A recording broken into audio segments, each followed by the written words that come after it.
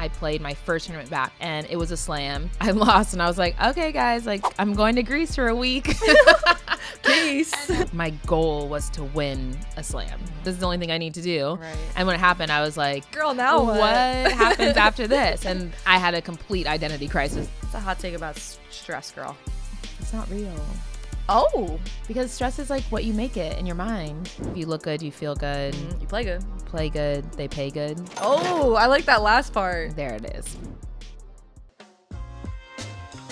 Welcome back to another episode of Barrier Breakers presented by AZO, care that's been there on and off the court. Today, I am lucky enough to be sitting down with a major champion, a winner of 8 singles titles, a player who's been ranked as high as number 3 in the world, a broadcaster, and a true barrier breaker. Sloane Stephens, welcome to the show. Thanks for having me. I'm so excited to be here. So we're gonna jump into our first segment here called Real Talk. So your mom always wanted you to be a tennis player, but she didn't have any tennis experience herself, right? No. So when did you realize that dream was gonna be real? For you and for her, I guess. I think I grew up playing across the street from my house, and she just put me in lessons, like into a camp, and it was just really fun and a good time. And I think when we ended up moving to Florida, it became like more serious. Okay. I wasn't that good as a junior, so a lot of the kids that I had like started playing with were like much younger than me. They had been playing since they were like 3 or 4 or 5. They had been playing tournaments, Right. and I was like just starting to play tournaments at 10, and I was like a late starter. But I think when I was 16, I turned pro, and that was kind of when everything changed. It got a lot more serious. Do you think that starting later at the age of 10 made you fall in love with the game in a different way? Like maybe you had a little more insight to it, or what would you think? When I look back now, I think that I just added 10 years to my career, because I feel like I didn't have burnout. I didn't have very early like resentment towards the game, because I think when it turns into a job, it becomes very different. And I think when I was just getting to my peak and like things were going really well and I won a slam and all those things, I was still like very much in it. Like every day I was enjoying going to work and enjoying like just being a tennis player. And I think a lot of the girls that I had played tennis with or grown up with had already like stopped playing, or maybe just went to college, were already having kids, like married. Like it was a whole thing. So it's like, I think it helped me kind of have a longer career, if anything. Agree, because I think more now people are realizing that you don't have to start so young, and also you don't have to like dedicate everything to just your sport. Like you can be a personality outside of it. Definitely. I think when you're at a high level in anything, like your whole entire identity becomes that thing, whether it be sport, job, whatever it is. So you're a singer, doesn't matter. Like you become that, and people only see you as that. And then you identify yourself as only that, right? You attach your worth to your ranking, everything, or your results, or magazine cut, like whatever it is, like everything is attached to what you do. And I think now, just in general, women and men and every athlete is able to have an identity outside of that, whether that be fashion, whether that be broadcasting. Like everyone has more options now, which I think is great. And it kind of, if anything, I think it helps extend people's career, because they're just more comfortable. They can have the opportunity to do other things and not feel like they're forced into one thing, which I think is helpful. But I would say like 10 years ago, that really wasn't an option. Yeah, so you mentioned you dipped into broadcasting and you've been able to travel. What have those experiences been like for you? It was fun. It was a great time. And I think the biggest part of commentating and broadcasting, I feel like, is talk about what you know. Mm-hmm. And a lot of the times, you know, when there's older broadcasters that study and they know all the stats and they know the numbers, they know everything. And I'm like, yeah, when I saw her in the locker room the other day, she was eating these peanuts and she's allergic now, and like all these things. Like that stuff better. Yeah. They almost like it better. And I feel like I'm like snitching or like telling on them, but I feel like you're showing their personality. Yeah, and like that we're all human, right? Like we all go through those same exact things. And like to do the women's final and then obviously talk to the winner after, it was like one of the like most fun things that I've done in my tennis career. That's awesome. And I wasn't even playing tennis. You recently won a humanitarian award. Mm-hmm. How important is it for you to elevate future generations of women, especially within the tennis space? Yeah, like I feel like I always wanted it to be something where when women come into sport, young girls come into the sport, one, that their first experience is worthwhile and they want to come back and they want to play more.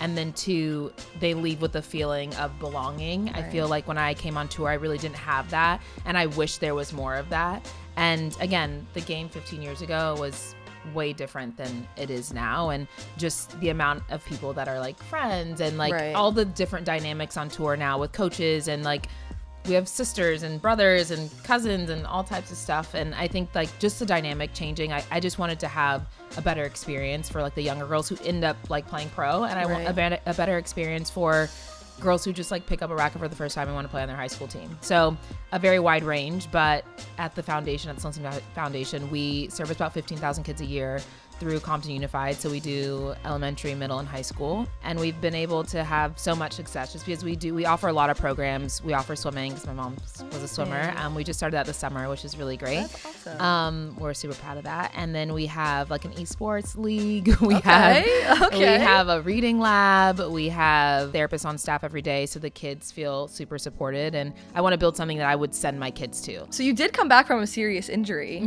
and won a major. Oh, yeah. After. So what was your mindset like during that time? Before I won the major, I practiced. I did everything. I was in really great shape, and I played my first tournament back, and it was a slam.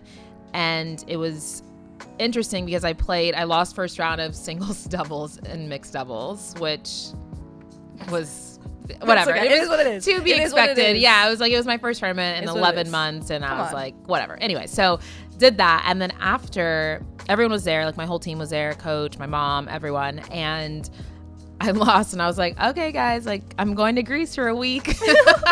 Peace. And everyone was like, you're what? I'm like, yeah, I'm going on vacation. Like that was hard. Like I had to come back. I played the tournament. I'm like, now I'm going on vacation. Everyone was like, you're crazy. And I was like, well, it's gonna make me play better. So fortunately it worked out that way because I came back. I ended up playing like the number 1 or 2 player in the world like the very next tournament, and I was like, that's not great. But I ended up going on like a run.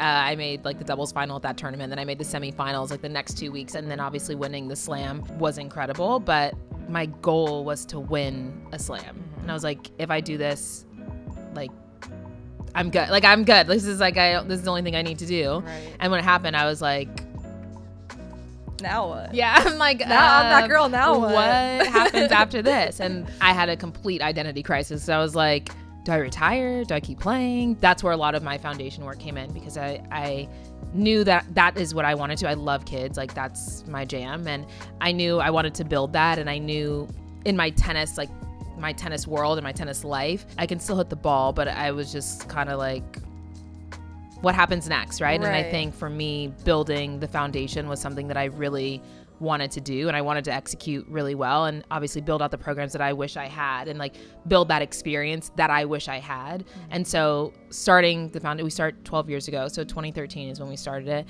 and it's been something that's really like, I feel like saved my career in terms of helping me play longer, because I'm playing something that's not just for me. Because when I was playing for me, I was like, I just really want this bad, and I got it, and then I was like, okay, what now? Like I need something else, right? So I think for me, the foundation has really kept me going, and it's kept me in the sport more, because I want to learn more for the kids. Like I want to make sure they have the best resources. I want to make sure they have everything that they need to succeed.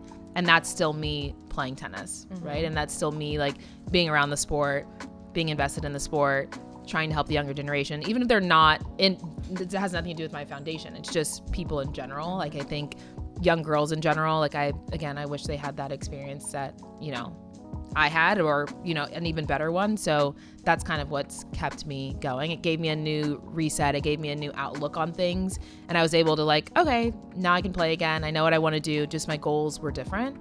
And that was fine too. I mean, everyone's reason why they play is totally different. Some people play for money. Some people play because they want to leave their house. Some people play because they want to be famous, like whatever it is, right? And I think being able to find a new goal and a new reason, you just like create more for yourself. Have you ever had to play through physical discomfort or health issues, and how did you balance pushing through versus listening to your body? Being on tour from 16 now to 32, I've gone through a lot just in my life, just in general. When I was 19, I got diagnosed with an autoimmune disease, and then at 25 another one, and I've had to like go through a lot of things, right? And I've frozen my eggs twice, like just to be prepared. I've done a lot of things that had to do with my health, and I've been a very like big advocate of people like going to the doctor, like getting checked, like making sure you're taking care of yourself. If you don't feel good, like you can't play, like you can't perform at your best. And I feel like a lot of us kind of just like try to push it to the side because it's like you're playing, like you gotta, you know, do other things. And there's so many women just in general that struggle from like endometriosis or PCOS. Like there's so many things. And like also women, female tennis players, female athletes in general, we're just normal people. Like we have the same things that other people do, but it's like not spoken about. It's like you can't talk about it. I think now that it's been more vocalized and more players are comfortable with it in every sport, not just tennis, like basketball and soccer, you know, even the moms like in soccer, the moms in tennis, like there's so much more to talk about because your body's experiencing so many more things than you would have. Like even at, again, from 16 to 32, there's a lot that has happened, right? Your body changes so much. Your hormones change so much. Like your pH, like you start to smell different. Like there's just like a lot of things that happen. You're going through a lot of stress and your stress, lack of sleep. Oof. Like I feel like sometimes I feel like I had like a newborn child. I didn't sleep all night because I was so stressed, worried about the match. And then, you know, you travel so much. So there's always so many dynamics and adversity that you face. Like your bag is gone. You don't have this, you don't have that. Like, it's just like, it's such a dynamic. It's such an interesting dynamic, especially for female athletes, like navigating through personal health issues. Like there's no right or wrong, and you're never going to get it absolutely right in the perfect balance because you're always going to be fighting through something. But I think now that people are able to talk about it more, it's a little bit easier. Tennis obviously demands a lot physically. What's something about women's health in sports you wish more people talked about openly? Oh, freezing your eggs. Really? Okay. That's my thing. That's my jam. I've frozen my eggs twice, and I've like recruited like 25 people to do it. Really? Oh, yes. Everyone sees my same doctor.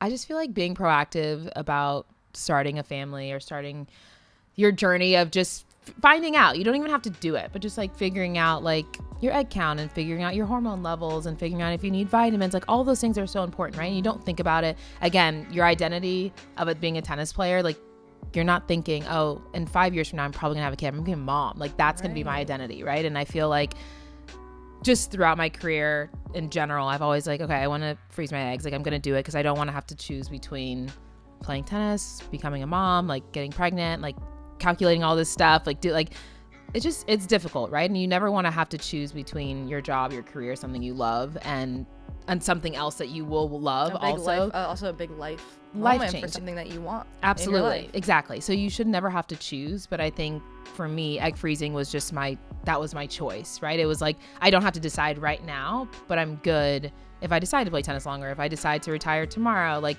if I potentially can't get pregnant or whatever it is. Like I just wanted to have that coverage. So like I felt good about it. So when did you realize your body needed a different level of care as a pro athlete, and what did that look like for you?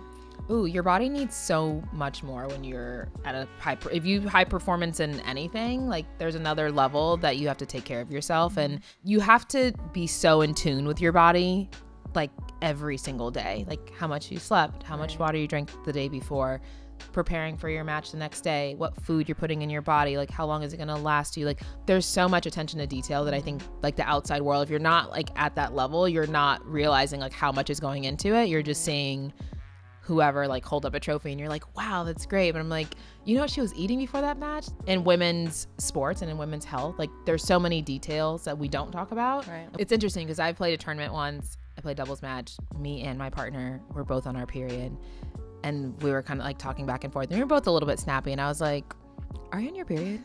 She's like, yeah, are you? And I'm like, yeah. I'm like, that's why we're being so mean to each other. I'm like, man. And this was like one of my closest friends on tour. So I was like, yeah, it's just that time of the month. I was like, let's try again next week. But I mean, there's just so many things that happen, especially when you're on your period or you're going through PCOS, like if you have terrible periods or you have heavy periods or whatever it is, like I don't think anyone, like the biggest fear in life for me, not the biggest, but one of the biggest, like in my sporting life is one, having a tampon fall out. Two, bleeding through anything. Especially all white. Especially because photographers are taking pictures of your butt. Like I'm like, it's literally the scariest thing. Like it's awful. Yeah.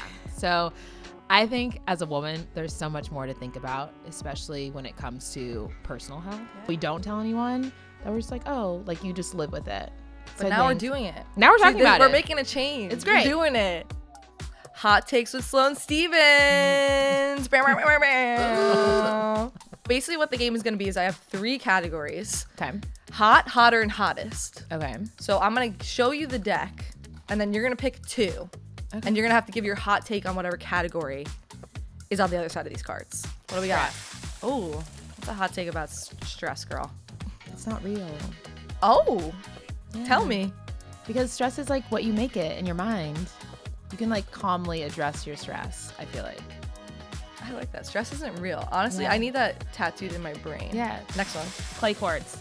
It's the best surface in the Really? world. So what'd you say? Playing on clay? It's the only way to play. Hard courts aren't real. Everything's not real. Everything's not real. Pickleball. Oh, here we go. I'm so happy you picked this one. First of all, it's too loud. The noise is like very annoying, if we're just being honest. But I did meet a young lady who plays pickleball. She's number 1 player in the world, and she's amazing. She's so sweet. And she was like, "Oh, you have to come and play with me." Like, and I was like, "Now you have." My mom was like, "You have to go and play with her. She's amazing." And I was like, "I've literally never played pickleball ever." So it's a bigger version of ping pong, I feel like. Yeah. A more fun version of ping pong. I would agree. Okay, next one. Women's health. Of course I pulled this. How did I pull this? More conversation. Like, we need more conversation around it. Like, we need to talk more. We need to share our stories more. Playing against your idol is super stressful, but stress doesn't exist. So it's like exciting, but like it's like nervous, exciting, like butterfly. Yeah, like you have so much oh like nervous energy because you don't know if you're gonna like be terrible or you're gonna play really good and maybe beat them. Like there's so many things that can happen in tennis. So I think it's more of like the nervous energy is like until you get on the court. And then sweaty clothes is literally so disgusting. Like throw them all away. Change out of them immediately. I feel like your coochie will thank you if you take them off immediately. All right, so we're jumping into our final segment here called Breaking Out. Okay. So what's been your proudest moment on the court? Ooh, my proudest moment on the court has been winning a slam. Would you say that's the moment that you feel like defines you as an athlete, or can you not even pinpoint a moment? And do you think it's more just like everything you've done thus far? I would say it's everything, but I do think that what I've been able to do off the court and like during my career has been way more impactful and way more meaningful than any win that I've ever had. So we already know with women's sports, like the product is there and the athletes should be the priority, but oftentimes women's sports or even like women's health too is overlooked. So what do you think needs to shift to reflect, you know, their value? Ooh. More conversation. Yeah. I think in general, there has not been more conversation about women's sports ever. Just in general, whether that be the teams itself, people investing in teams, whether that be the players themselves, brands and companies investing in the players, whether that be, again, egg freezing, maternity, new contracts, unions. Like there's never been so much conversation about women's sports in general, and all of that trickles down to every single part of what women in general need, and especially in high performing sports. Like we've never been able to have those conversations. We've never been able to talk to anyone about it. So now the conversations are being had, and that's where the opportunity is, because we have now the opportunity to say what we need, right? We have the opportunity to show people and tell people and give examples of how our sports can be better, how our lives can be better, how we're impacted through all of these things happening. And we never had that platform before. So it's like now there's so much opportunity, and I think every athlete has to take advantage and use their platform to be vocal about what it is that they want or what they're super passionate about. Like I'm passionate about the egg freezing. I'm passionate about just women's health in general. And I think there's other athletes who are super passionate about maternity leave and maternity funds and insurance. And so there's so many things that we can address if we all just use our platforms to do that. And I think that's like the most important part right now. What advice would you give yourself just starting out? I think like what's ahead of you is already ahead of you. But like do more of what you want. Like I've already done a lot of what I wanted, and I would do more of what I wanted. Life is too short. Like life is too short to live on other people's terms. And I truly believe that like you can only be fulfilled if you do and live how you want to live. I'm hearing that you're back in school now. Yeah. Getting your PhD? Yeah. Okay, now I'm like, are you crazy? I'm crazy. I said after I got my degree, I was like, never going back to school again. And then they were like, oh, well, the master's program is free. And I always say if it's free, it's for me. So I was like, okay, I can't turn it down. I got to do it now, right? And then for the last year, I've been thinking about getting my doctorate. And I just was like, I don't know if I want to. And then, of course, when I got injured, I was like, I'm going to have some free time. And I feel like all the people, if you homeschool, I've homeschooled since I was 14. So, that's just, the only, real educational value that I can, bring. I know what I'm doing, with online school. So I was like, you know what? I'm just going to do it. I'm going to try it. Dr. Sloane Stephens has a really nice ring to it. That's cute, huh? That's real cute. Dr. Sloane? Dr. Sloane? Are you kidding me? I'm going to add that to my bio. Are you kidding me? Broadcaster, doctor. So I know we kind of talked about this a lot, but a lot of young women feel like, they're the only ones dealing with certain health struggles. Mm-hmm. How can hearing athletes like you speak up help shift that?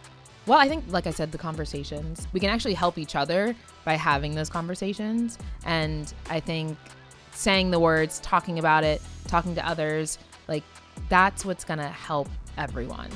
You've received a lot of love for your style. How much fun is it to bring fashion into tennis? And do you see it as a form of self-expression? Oh, absolutely. I feel like it's like if you look good, you feel good. Mm-hmm. You play good. Play good, they pay good. Oh, I like that last part. There it is. You created your own body care brand, correct? Mm-hmm. So again, when we're discussing the individuality of not just being all about your sport, why did you go into body care brand, and what inspired that for you? I always wanted to create something in the beauty space and the body care space. I'm a big advocate of just wellness and self-care, and so I was like, I'm gonna make and create a brand that is body care. It's clean, it's intentional, but it can go with you. Building a brand and being a tennis player and being able to have something outside of tennis. I have 3 great pillars that I'm so proud of, and it's I'm not just a tennis player. I'm a founder, I'm a philanthropist. I have other buckets that I'm really proud of, and I think that's what makes me me. Do you consider yourself a barrier breaker? Yeah, those are all reasons why I feel like I'm a barrier breaker, and I feel in my life, again, doing things on your own terms, proving people wrong and breaking barriers is what everyone lives for. It was so inspiring getting to sit down next to Sloane Stephens, thanks to our friends at AZO, care that's been there. For more content like this, please like, share, and subscribe. Only on Whistle. We out of here. Bye.